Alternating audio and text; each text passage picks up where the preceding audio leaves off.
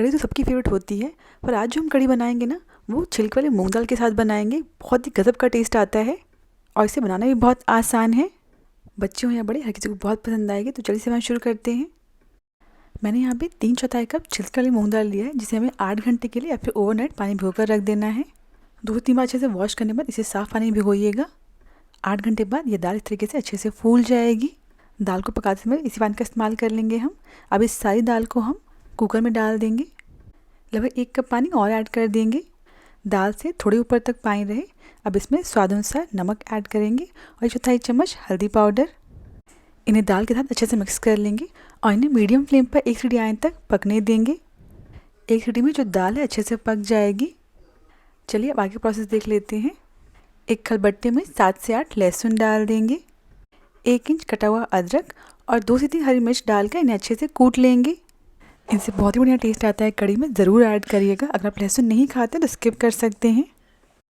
इसी के साथ सारी चीज़ें अच्छे से क्रश हो गई। अब इन्हें हम साइड में रख देंगे। नेक्स्ट एक बोल में 2 कप दही ले लेंगे। दही खट्टा हो तो कढ़ी बहुत ही बढ़िया बनेगी।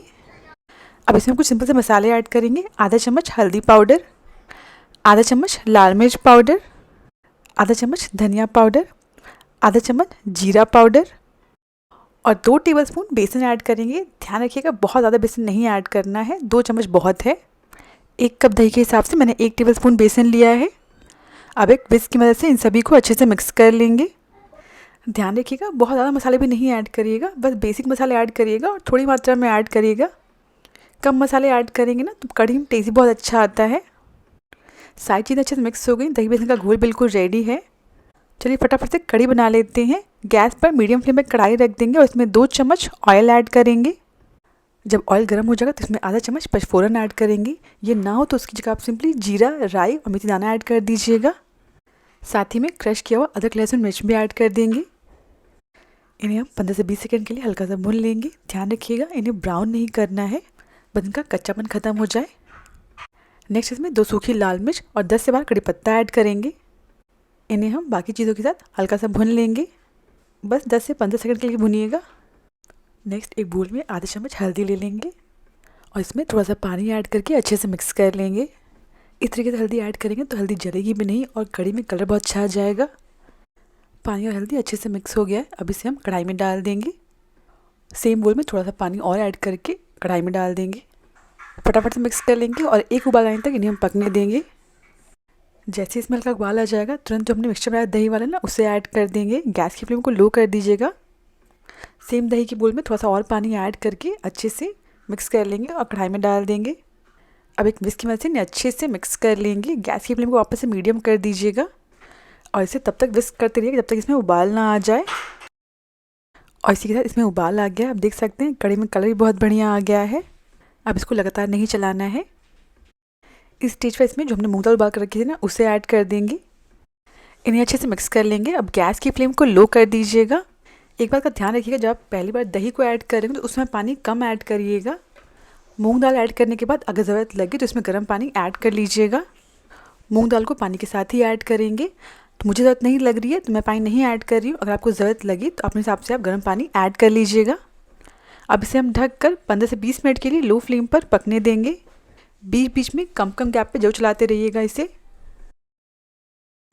पकाते हुए मुझे लगभग 20 मिनट हो गए। जो हमारी कढ़ी है अच्छे से पक गई है।